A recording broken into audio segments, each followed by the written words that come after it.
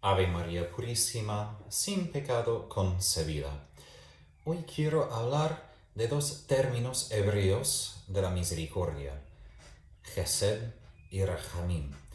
Juan Pablo II describió esas dos palabras en su encíclica, Dives in Misericordia, pero de hecho lo describió en una parte abajo, no recuerdo bien la palabra en español, footnote, esa nota de abajo, pero en esa nota 52 tiene palabras excelentes sobre esos dos términos de la misericordia y la diferencia entre ellos que nos ayudan a comprender mejor la divina misericordia de Jesús.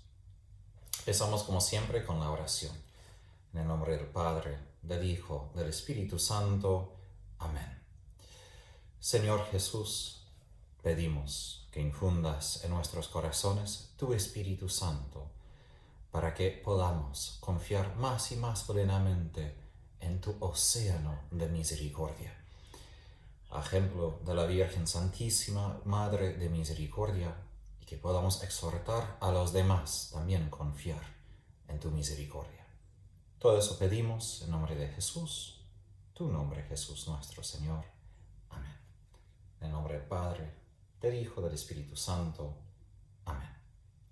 Voy a leer, tengo un laptop aquí al lado, entonces perdón que no voy a leer así mirando la pantalla aquí, pero voy a leer comenzando, eso es la nota 52 de Dives in Misericordia, se puede encontrar en internet. Al definir la misericordia, los libros del Antiguo Testamento usan sobre todo dos expresiones, cada una de las cuales tiene un matiz semántico distinto. Ante todo está el término Gesed, que indica una actitud profunda de bondad. Cuando esa actitud se da entre dos hombres, estos son no solamente benévolos el uno con el otro, sino al mismo tiempo recíprocamente fieles en virtud de un compromiso interior. Por tanto, también en virtud de una fidelidad hacia sí mismos. Si además Gesed significa también gracia o amor, esto es precisamente en base a tal fidelidad. El hecho de que el compromiso en cuestión tenga un carácter no solo moral, sino casi jurídico, no cambia nada. Cuando en el Antiguo Testamento el vocablo Gesed es referido al Señor, esto tiene lugar siempre en relación con la alianza que Dios ha hecho con Israel. Esa alianza fue por parte de Dios un don y una gracia para Israel.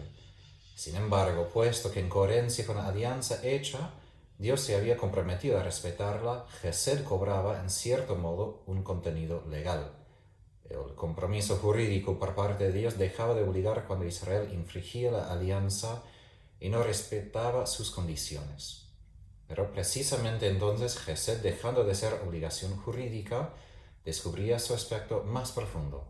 Se manifiesta lo que era al principio, es decir, como amor que da, amor más fuerte que la traición, gracia más fuerte que el pecado. Es mucho contenido. Leí el párrafo. Ahora algo de explicación. Gesed muchas veces se traduce por varias palabras, en español, en inglés, lealtad, bondad, gracia, misericordia, amor. Es una de esas palabras que es muy difícil traducir a otro idioma porque tiene todo un contexto que la palabra presume. Es decir, no es simplemente bondad, ni tampoco lealtad, ni simplemente misericordia, porque todos esos conceptos tienen sus contextos en nuestros idiomas. Pero es importante entrar en el contexto judío, hebreo, y ahí entendemos mejor. Para nosotros la misericordia, como comenté en un video, tiene más que ver con la compasión, la pena que sentimos por otra persona en su dolor. No hay nada malo en esto, es la definición que viene de San Agustín y Santo Tomás de Aquino. Pero hay más que esto en el vocablo hebreo. Gesed tiene que ver con la alianza. Ahora, ¿qué es una alianza? Un contrato, por ejemplo, es un intercambio de bienes. Por ejemplo, si yo doy, no sé, aquí en Argentina, 1,000 pesos, puedo comprar algunas bolsas de leche. Me encanta la leche. Entonces, eso es un contrato, es decir, sabemos que cada bolsa de leche ahora cuesta como 250 pesos. Puedo comprar 4. Alianza no tiene que ver con intercambio de bienes, sino intercambio de personas. Por esto, la imagen de la alianza es un matrimonio. Es decir, me doy de mí mismo a otra persona y la otra persona se da de sí mismo a mí. Ahora, eso es una forma de alianza. También hay otra forma que es una alianza política, donde líderes se entregan al servicio del otro líder, ¿no? Son tratados, diríamos hoy en día. Pero alianzas del Antiguo Testamento tenían que ver más que todo con hacer a alguien parte de mi familia que no es de mi familia. Y ahí es lo importante, porque vemos a lo largo de la historia cómo Dios expande su familia. Primero Abraham, después Moisés, después todo el pueblo de Israel y después Jesús y todo el mundo. Y Jesús hace a nosotros sus hermanos ¿cómo? En compartir con nosotros la nueva alianza en su sangre, porque sangre es lo que nos hace familia. Comparto sangre con mis hermanos de sangre, ¿no? Que están en Texas, por ejemplo.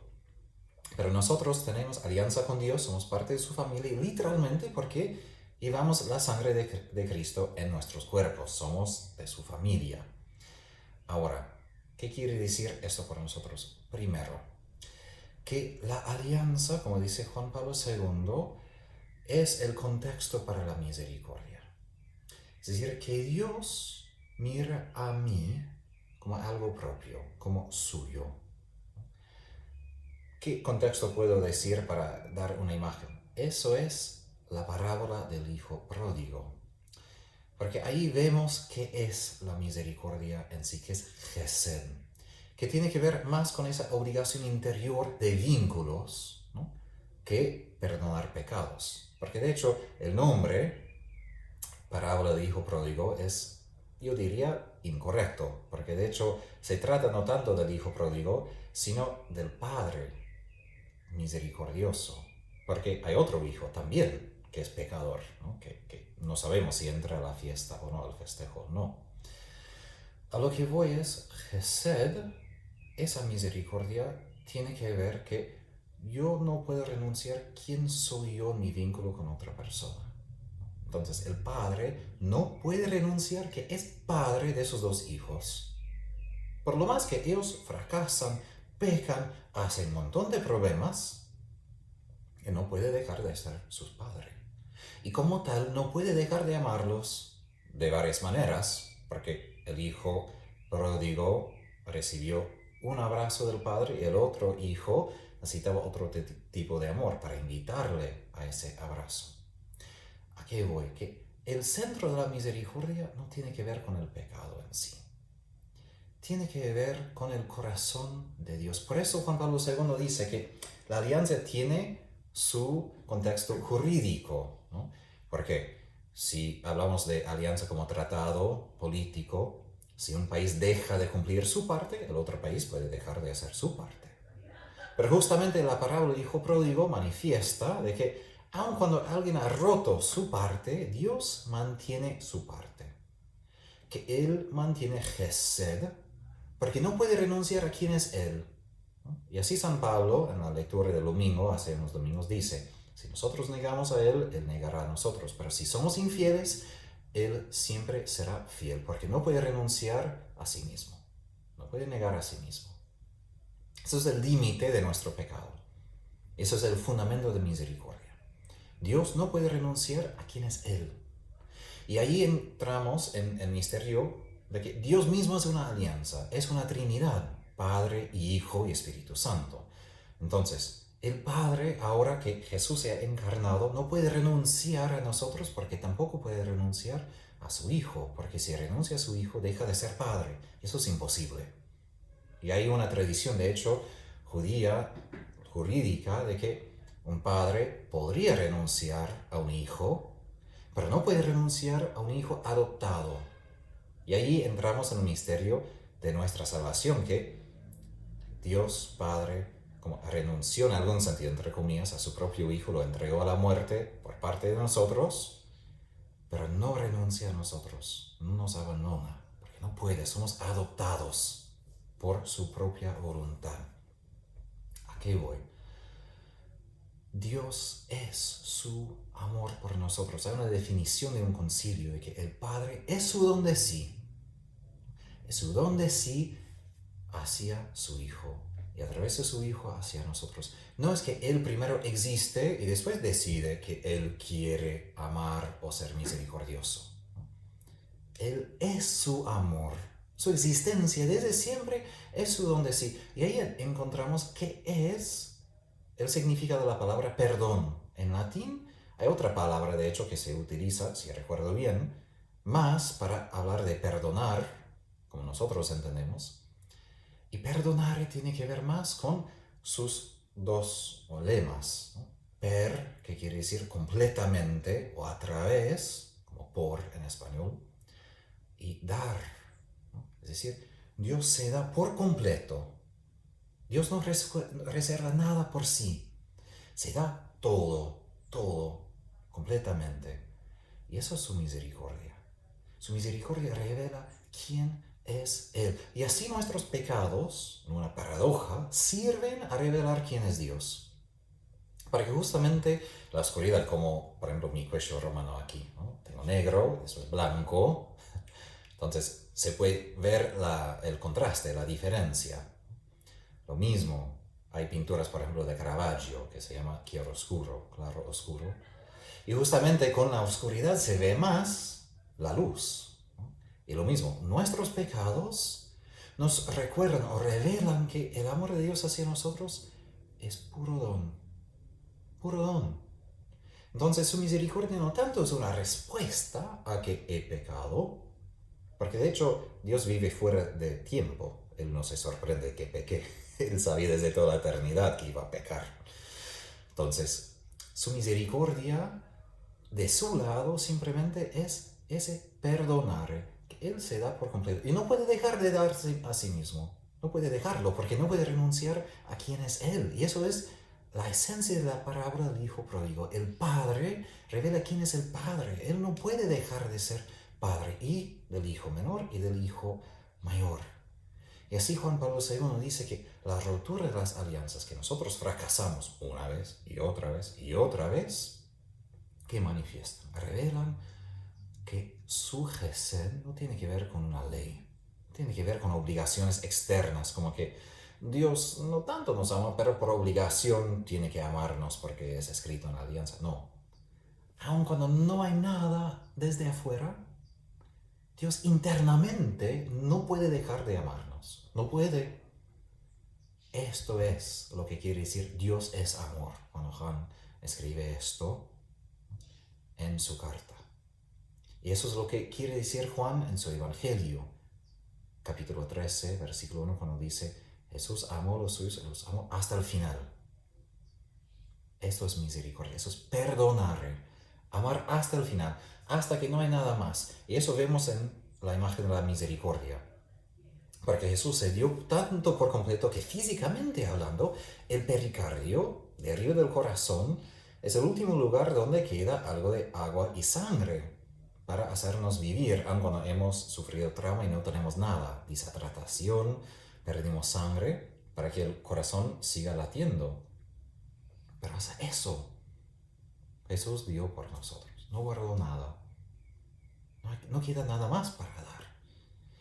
Entonces, el pecado revela qué es ese amor desde el comienzo, que habla en la creación. En el momento de la creación, Dios revela su amor porque su amor no es una respuesta a mí, mirándome que soy bueno y por esto Él me ama. Eso es el amor humano. Mi amor reacciona a una otra persona, me atrae a otra persona, que ella es bueno. Pero el amor de Dios no responde de ese sentido, porque Él desde la eternidad ya ve todo el tiempo a la vez. Entonces, su amor es lo que me crea. Su amor es lo que me hace bueno, aun cuando no soy bueno. Entonces, Gesed habla de esa fidelidad de Dios a nosotros porque Dios es fiel a sí mismo. Quiere decir, Dios no puede negar quién es Él. Y eso es nuestra confianza de que no que soy bueno y por esto Dios me ama, o que soy pecador y por eso Dios tiene misericordia, ni tiene que ver ni con el uno ni con el otro, porque Dios no puede ser otra cosa que amor y misericordia mismos. Entonces nuestro pecado sirve eso, por eso permite que pequemos, porque sirve su plan de revelar la grandeza de su misericordia, dice San Pablo, la primera lectura de hoy de Efesios 3. la insondable riqueza de Cristo que vemos revelado en su corazón sagrado y traspasado como en la imagen de la divina misericordia. Entonces, el límite de mi pecado es Dios mismo, es su amor. Y eso por nosotros a veces es como un escándalo porque quisiéramos que Dios deje de amar tanto, quizás porque cuando vemos dictadores, por ejemplo, Hitler, Stalin, a veces queremos que Dios no los ame tanto, que simplemente los quitara inmediatamente como nosotros. Pero Jesús dice, Dios ama a los justos e injustos, manda la lluvia sobre los buenos y los malos, porque Dios no puede hacer otra cosa que amar. Nosotros sí. Nosotros somos un poco peores, digamos, malos. Y nosotros sí. No quito esto del malvado. Pero Dios no piensa así porque no tiene mal, no ve el mal de la misma manera. La única cosa que Él ve en el mal es oportunidad de derramarse más. Eso dice Juan Pablo II sobre el Espíritu Santo, que la respuesta de Dios a nuestro pecado, si hablamos de respuesta, es simplemente que se derrama más. Que el pecado es un vacío y provee un lugar para recibir más de su amor. Y por eso Dios permite el pecado. Solamente porque cree más hueco, más vacío para recibir más de su misericordia. Ahora, yo podría hablar por horas, pero intento ser un poco breve con esto. Hay otro vocablo, y aquí estoy en el tercer párrafo de la nota 52. El segundo vocablo que en la terminología del Antiguo Testamento sirve para definir la misericordia es rahamim. Este tiene un matiz distinto del gesed.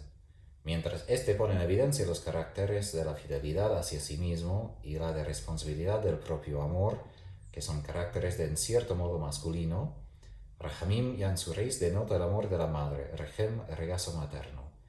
Desde el vínculo más profundo y originario, mejor, desde la unidad que liga a la madre con el niño, brota una relación particular con él, un amor particular. Se puede decir que este amor es totalmente gratuito, no fruto de mérito, y que bajo este aspecto constituye una necesidad interior. Es una exigencia del corazón. Es una variante casi femenina de la fidelidad masculina a sí mismo, expresada en el gesed. Sobre ese trasfondo psicológico, rahamim engendra una escala de sentimientos entre los que están la bondad y la ternura, la paciencia y la comprensión, es decir, la disposición a perdonar. Aquí Juan Pablo II habla de la distinción entre rahamim y gesed como femenino y masculino. Ahora, obviamente, en Dios es una misma realidad de misericordia. Pero como Dios se revela a través de varón y mujer, ¿no?, también revela su amor de modo masculino y femenino. ¿No? Porque Dios es más allá del sexo en el sentido de masculino y femenino, pero se revela a través de los dos. ¿No? Aun si lo llamamos Padre, como Jesús llamó a Dios Padre. Ahora, si gesed tiene que ver con algo más masculino, que tiene que ver con esa fidelidad, más que todo en acciones, ¿no? Es como un característico que se manifiesta en acciones para rescatar, salvar, amar. Rahamim tiene que ver con todo lo interior. Entonces, si gesed es algo más exterior, en acciones, rahamim tiene que ver con todo lo que hablamos en los sentimientos humanos, el corazón, la ternura, la comprensión. Eso vemos en Jesús. Otras veces, por ejemplo, Él es conmovido y en griego sus intestinas, sus entrañas se conmueven. Tiene que ver con el hecho de que Jesús no simplemente piensa de que tenga pena por la otra persona, todo su interior conmovido. Y de hecho, cuando hablamos de ese Espíritu Santo que brota de su corazón, ¿no?, son sus entrañas, que sale del corazón de Jesús, que sale de sus entrañas, de su regem, que también para varones en el Antiguo Testamento era todo ese lugar del estómago que era blanda, ¿no?, el lugar donde uno como soldado puede ser herido y por eso llevaban corazas, escudos, ¿no? Entonces, lo que sale de Jesús es ese amor lleno de afecto. Y aquí vemos otra parte de la misericordia. Sí, por ejemplo, Gesed es que Dios objetivamente hablando nos rescata de nuestras dificultades. Rahamim tiene que ver con ese lado interior, de acompañarnos en el dolor. Y esto es a veces más difícil porque queremos resolver los problemas. Otra cosa es cuando no se puede resolver. La única cosa que nos queda es estar. Imagen de Rahamim es la Virgen Madre Dolorosa. Ella que pudo nomás estar cerca de Jesús. Nada más.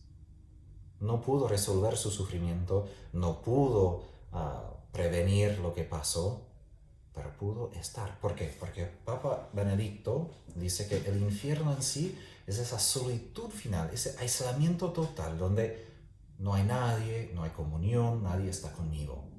De hecho, la solitud, la soledad, viene no simplemente de que no estoy con nadie, sino la psicología buena, diría, no simplemente ideas, pero de la ciencia manifiesta que el cerebro humano siente la soledad cuando no hay nadie que tiene esa empatía conmigo, no tiene esa resonancia emocional, no tiene esa sintonía. Es lo que las madres hacen con sus hijos después de nacer, ¿no? Los hijos no saben cómo manejar sus emociones, sienten dolor, sienten hambre, sienten muchas cosas, y la mamá, como se ajusta su corazón a sentir lo que siente el hijo, y a través de eso calma al hijo. Lo mismo, cuando estamos en dolor, lo que necesitamos no solo es que el dolor se resuelva, primero necesitamos no estar solos, que alguien esté conmigo, sienta lo que yo siento. Y eso es lo que María hizo con Jesús. No pudo resolver su sufrimiento, pero entró por completo, así dicen los místicos, las místicas de la iglesia. Y sentía hasta en todo su cuerpo todo el dolor que Jesús sentía, ¿no? Porque ella se conmovía desde adentro. Quería estar en comunión con Jesús, sea lo que sea. Y eso es Rahamim. Eso sí siempre podemos hacer. Aun cuando no podemos cambiar la situación, podemos simplemente estar y hacer esa resonancia, decir, estoy contigo. Si yo tendría que resumir, Rahamim en la Biblia es cada vez que Dios dice, estoy contigo. Como la Virgen estaba con su Hijo. Eso es lo que Jesús declara al fin. De hecho, Él no resolvió todo el sufrimiento del mundo. Él hacía muchos milagros, pero al fin la muerte todavía existe por ahora. Lo que sí dijo definitivamente es, estoy contigo hasta la muerte, hasta el infierno, el lugar de los muertos, ¿no? Está con nosotros, con todo su corazón abierto. Y eso quita de nosotros el infierno del aislamiento total. Entonces, Dios de Gesed se comporta con esa fidelidad porque tiene esa necesidad interior, siente ese amor por nosotros y no puede renunciar a esto. Sabemos la diferencia cuando alguien nos ama por obligación, porque debe. Otra cosa es cuando alguien espontáneamente, porque siente toda esa plenitud de ternura y compasión, lo que manifiesta una madre frente de su hijo. Eso es lo que Dios tiene por nosotros, lo que vemos en la Virgen Santísima.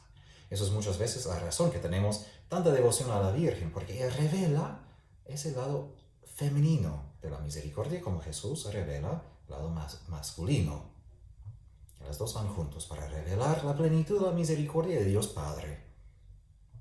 Entonces, esos dos aspectos son como ventanas. Hay más para hablar y más términos que en otro momento puedo comentar. Pero son dos ventanas para entender mejor qué es la misericordia. No simplemente la pena de Dios frente de nuestro pecado, sino la plenitud de su afecto y su fidelidad hacia nosotros. Punto final.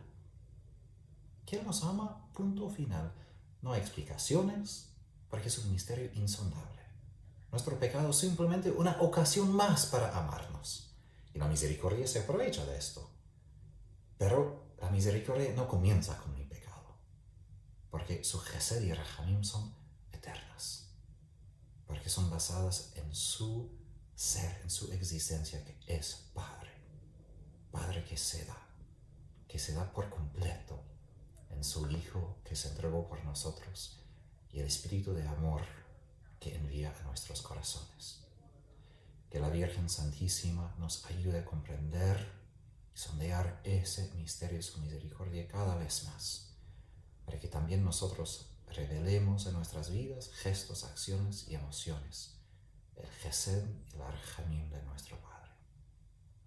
Que la bendición de Dios, Padre, Hijo, Espíritu Santo, descienda sobre ustedes, permanezca para siempre. Amén. Y recen por mí, para que también yo siga viviendo lo que